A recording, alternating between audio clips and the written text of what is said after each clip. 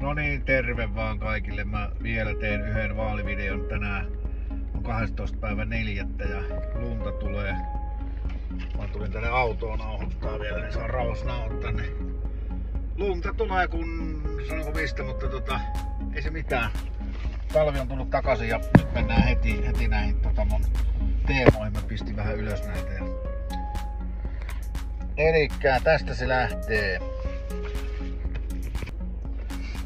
Elikkä mä oon ihan tämmönen tavallinen tallaaja niin kuin muutkin, ja mä oon yrittänyt tuoda nyt tässä ilmi, elikkä että mulle on myös perhe on erittäin tärkeä ja haluan, että se oma jaksaminen on kunnossa, jotta sä jaksat myös panostaa perheeseen, ja sitten kun se oma jaksaminen ja perheasiat soljuu, niin sitä kautta sä jaksat sitten panostaa myös työhösi ja politiikkaan ja tekemään päätöksiä virkeänä ja skarppina aina, kun sä jaksat myös keskittyä siihen politiikkaan. Ja mä ymmärrän, että perheillä kaikilla on erilaisia elämäntilanteita ja haasteita ja yksilöillä ylipäätään ja ihmisillä ja parisuhteissa. Ja et se ei ole koskaan kyllä semmoista ruusulla tanssimista kenelläkään tää elämä, mutta mä pyrin kyllä huomioimaan kaikki tai ainakin ymmärrän kyllä ihmisiä eri elämäntilanteissa. Ja osa ihmisistä on varmaan jo äänestänytkin tai tietää ketä äänestää, niin siitä huolimatta tässä tulee näitä minun ajatuksia. Elikkä kuntavaaliehdokas numero 3. Tää on kuntavaalipainotteinen video. Elikkä valtuuston poissaolosta voit katsoa mielipiteeni. Siinähän se on. Mä tein tämmösen pitkän minun kuukaudet jostain syyskuusta tähän päivään saakka tänne, eli maaliskuulle oikeastaan, niin 25, niin siitä voit katsoa ajassa 30 minuuttia, 36 sekuntia. Mä koitan saada siitä linkin vielä tähän, jos se toimii, jos onnistun siis. Ja se on tosi pitkä video, mutta siinä ylipäätään on pointtina se, että miten mä yhteensovitan asioita, jotta tää arki olisi sit mahdollisimman tehokasta työn ja oman jaksamisen ja perheen ja kaikkien mahdollisten kautta, että kun on niin monta liikkuvaa osaa siinä arjessa kuitenkin. Niin eli nythän me oltiin kanssa semmoisella sopparilla perheen kanssa, josta mä hoidin yhden tärkeän työasia Nokialta käsin. Se oli semmoista erästä tilaisuus tuolla Rukalla. Se käsitteli valokuitua, mutta mulla meni perhe tässäkin sitten ihan edelle 100-0. Vaikka olisi kiva ollut olla tietysti sillä paikan päälläkin, mutta mä sain nyt tällä tavalla annettua 5 päivää kokonaan perheelle. Ja siitä noin pari tuntia käytin sitten tehokkaasti töihin, koska sitten jos mä olisin matkustanut sinne paikan päälle ja kaikki muut yöpymiset ja niin edelleen, niin siinä olisi mennyt sitten 2 päivää. Mut nyt mä sain kaiken hyödyn tosta meidän sopparista olemalla siinä läsnä. Sitten mun perhe ja monet ystävät asuu Joutsassa, niin mä haluan niille ehdottomasti vaan parasta. Mä arvostan Joutsaa ja haluan olla mukana antamassa panokseni tämän kunnan kehittämiseen. Ja mä luulen, että paras anti on minulla vielä edessäpäin, minkä minä pystyn antamaan. Elikkä mä oon vuonna 17 tullut valtuutetuksi valittu ja ensimmäinen valtuustokausi meni suoraan sanottu ihan opetellessa, kun oli ihan uusi maailma tommonen poliitikoelämä, kokoustaminen ja tällainen päätöksenteko. Se oli niin uutta, ei ollut itseä koskaan ennen se kiinnostanut silleen. No ei se mitään, onneksi rupesi kiinnostaa ja toisella kaudella pääsinkin jo sitten vähän niin sanotusti jyvälle näistä asioista.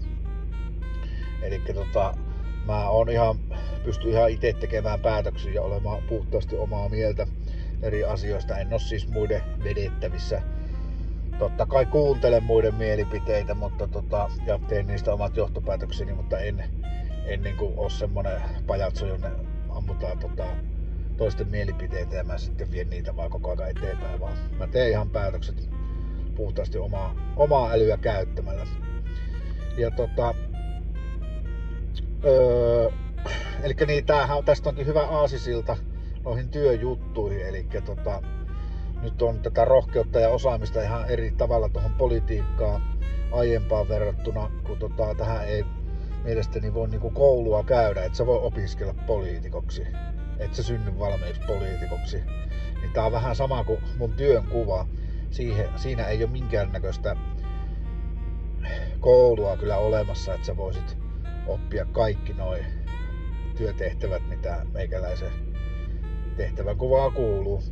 Eli se pitää vaan opetella. Ja mä oon myös huomannut nyt kuntasektorilla, kun olen töissä ja luottamushenkilönäkin, niin siellä on hyvin monessa tehtävässä sellainen juttu, että sä joudut tekemään niin paljon eri asioita, että sä et siihen koulua pysty periaatteessa käymään.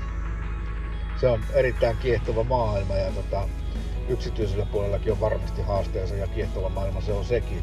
Mutta mun täytyy ihan tuosta kuntasektorista sanoa, että se on jotain sellaista kuitenkin, että siitä ei saa semmoista oikeaa kuvaa muodostettua, ellei itse työskentele siellä. Että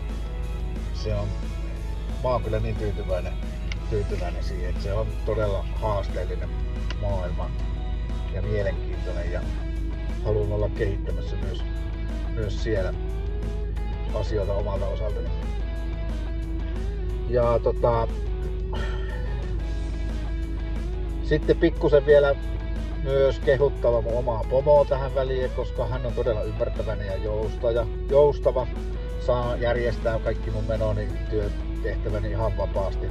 Ja sittenhän mä teinkin silleen, että kun niitä toimistotöitä kasaantuu, niin mä teen ne etänä tältä Joutsasta käsin. Ja sitten kun mä oon Kouvolassa, niin mä pyrin olemaan mahdollisimman paljon maastossa. Teen työmaiden valvontaa ja suoritan katselmuksia urakoitsijoiden kanssa ja kaiken maailman live-kokouksia ja tapaamisia kun on siellä. Ja sitten mä siihen ympärille ympään kaikki ne muut menoni.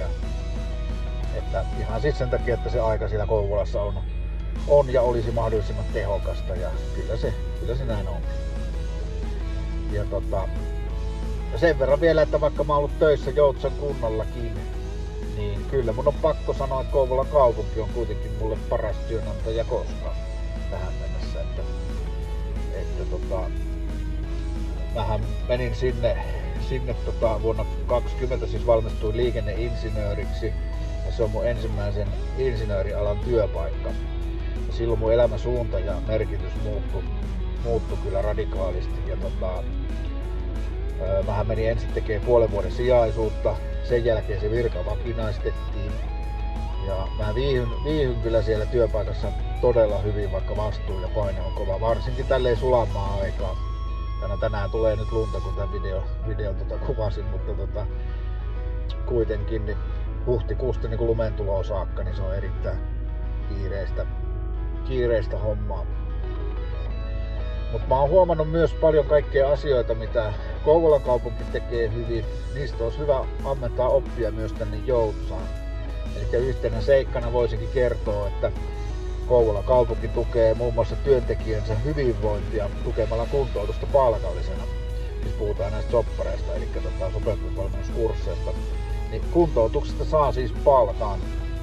Tästä on hyvä esimerkki, niin just kun oltiin perheen kanssa tuolla kuntoutuksessa, niin vaimolleni ei makseta palkkaa. Hän on Joutsan kunnalla töissä, niin ei maksa palkkaa, vaan työntekijän pitää hakea itse siihen kuntoutusrahaa Kelalta, mikä on tietysti vähän pienempi.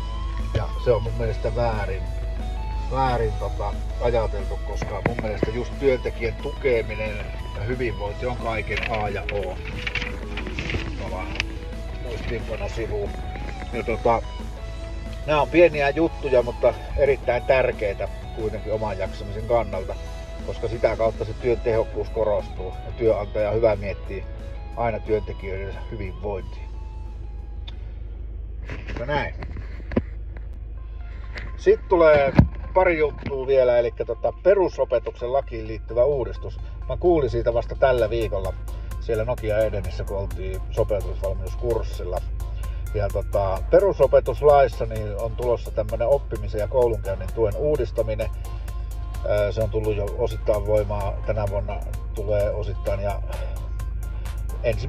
elokuuta 2026 sitten tulee lisää näitä uudistuksia. Eli siinä on semmoinen uusi 20i pykälässä oleva tämmöinen opetuksen järjestäminen oppilaalle vamman, sairauden tai toimintakyvyn rajoitteen perusteella. Niin siinä laissa säädetään, että esimerkiksi yhden opettajan opettamassa tavallisessa luokassa saa olla enintään 5 oppilasta. joka saa erityisopettajan tai erityisluokan opettajan opetusta pienryhmässä. Kyseessä on oppilaat, jotka opiskelevat yhden tai useamman oppiaineen kokonaan erityisopettajan tai erityisluokan opettajan pienryhmässä, sekä oppilaat, jotka opiskelee kokoaikaisesti erityisluokassa. Laissa säädetään myös erityisluokkien koosta. Erityisluokan opettajan opetuksessa erityisluokassa saa olla enintään 10 oppilasta. Erityisluokan enimmäiskoko voidaan ylittää tilapäisesti. Eli tähän uudistuksen toteutukseen on varattu lähes 100 miljoonaa euroa. Eli se on semmoista pysyvää vuosittaista rahoitusta opetuksen järjestäjille, eli käytännössä kunnille. Ja kuntien peruspalveluiden valtionosuus, sehän on semmoista yleistä rahaa, mitä ei ole korvamerkitty mihinkään tiettyyn toimintaan, vaan jokainen kunta voi itse päättää, mihin sitä käytetään. Käytetään sitä sitten vaikka katujen kunnostukseen tai leikkipuiston rakentamiseen, ihan mitä tahansa. Kunnan on kuitenkin huolehdittava sille laissa asetetuista velvoitteista. Niin mä ainakin haluan valvoa ja katsoa sitä, että nämä perusopetuslain kohdat tulee täytettyä. Muun muassa tämän oppimisen ja koulunkäynnin tuen uudistamisen osalta. Eli tämmöisiä tärkeitä asioita on tulossa seuraavalla alkavalla valtuustokaudella. Jos sinne pääsen, niin aion pitää näistäkin kiinni.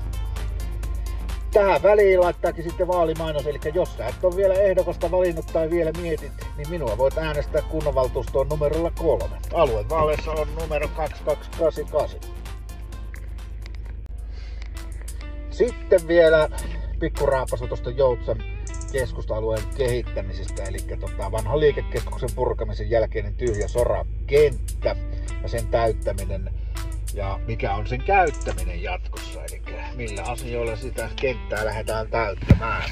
Eli mä oon nyt tuonut sen ilmi jo aikaisemminkin mun nettisivuille ja jossain siinä videossa ja niin edelleen tuolla puhunut ihmisille, niin siinä ei ole nyt syytä kyllä kiirehtiä. Eli varsinkin kun nyt on ilmennyt vielä tämmönen positiivinen tilaongelma, kun Jousen ja Huupohovin tilat jäävät tyhjilleen, niin, ja tää virastotalon elämänkaari alkaa kyllä olla päätöksessään, niin virastotalon väkeä voidaan varmasti sijoittaa kyllä joihinkin sisäilmoltaan parempiin ja muutenkin terveempiin rakennuksiin.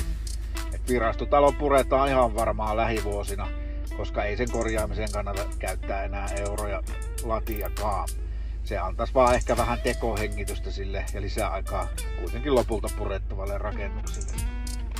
Ja jotain tuosta liikennesuunnittelusta itsekin tiedän ja on ollut nyt tässä työryhmässä mukana, niin mulle on tullut nyt semmoinen käsitys, että kyseiseltä alueelta sieltä ei ole tehty ollenkaan liikennemittauksia, eli liikennelaskimia ei ole ollut käytössä. Nehän näyttää tasan tarkkaan, minkä verran mitäkin ajoneuvoa kulkee keskustassa, mihin aikaa, mihin suuntaan. Ja se näyttää muuten senkin, että onko ajettu ylinopeutta, mutta se nyt on sivuseikka tässä asiassa, mitä mä käyn läpi. Mutta liikenteen osalta sitä asiaa pitäisi mun mielestä tutkia tarkemmin, niin silloin me nähdään ne todelliset tarpeet liikenteen osalta. Ja sitten voidaan tehdä uusia suunnitelmia, ennen kaikkea toimivia sellaisia. Mutta se mitä nyt voitaisiin tehdä, niin nuo Länsitie, JK plus PP-väylät, ne on syytä toteuttaa ensitilassa, eli nämä kevarit, koska niitä ei siellä tällä hetkellä ole. Ja samoin viheralue sieltä leikkipuistosta Uikille päin, niin se ei varmastikaan vaikuta näihin suunnitelmiin sitten. Eli sitäkin voisi ruveta jo toteuttaa ennen kuin aletaan lukitsemaan näitä toria, esiintymislavaa ja muita pysyviä rakenteita tai rensseleitä sinne lopulliselle paikalle keskustassa. Niin tämmöisiä 2 tärkeää isoa juttua voitaisiin silti uudistaa tässä sinä aikana, kun sitä virastotalon purkupäätöstä ruvetaan tekemään ja puretaan se ja saadaan sinne lisää tilaa. Sitten me saataisiin siitä kyllä tosi hyvää ja olisi paljon vaihtoehtoja ja ei tarvitse nyt väkisin ruveta vääntää tälle nykyiselle alueelle. Siitä voisikin järjestää oikeastaan semmoisen arkkitehtisuunnittelukilpailu, eli mehän saataisiin eri näkemyksiä eikä olla vaan yhden suunnittelutoimiston varassa. Se ei ole ajallisesti kovin iso juttu verrattuna kuitenkin, että kun siihen rakennetaan, niin se on kymmeniä vuosia siinä, niin siihen kannattaa kyllä käyttää nyt pikkusen aikaa. Puhutaan kuukausista kuitenkin vaan, jos tämmönen arkkitehtisuunnittelukilpailu toteutettaisiin. Ja kuntalaisten näkemyshän meillä jo asiasta on. ja työryhmän näkemys. Ja eikä nämä suunnitelmat, mitä nyt on tehty, eikä nämä kyselyt, niin ne ei ole lainkaan semmosia hukkaan heitettävää kamaa, vaan päinvastoin ne on erittäin hyödyllisiä. Niistä on hyvä jatkojalostaa ja meillä on nyt jo paljon tietoa olemassa ja jonkinlaista suunnitelmaakin. Ja tähän loppuun sitten voinkin sanoa Juise Leskisen sanoja lainaten. Eli mä kävin eilen Manserok-näyttelyssä Tampereen Vapriikissa ja siellä oli semmonen kirje vitriinissä, jossa Juisen kirje oli. Oliko se osoitettu nyt jollekin musiikkilehdelle, Soundille tai sitten jollekin levyyhtiölle. Mutta joka tapauksessa siinä kirjeen mukana oli mukana sen äänitys sitä parista uudesta biisistä. Ja siinä luki yhdessä kohtaa, tää jäi mieleen siitä, että kuuntele ja arvostele jos haluat, jos et, niin älä. Elikkä jotenkin noin se vois, tai noin se meni jotenkin ja se voisi sanoa sit myös tähän vaaleihin liittyen, että äänestä jos haluat, jos et, niin älä.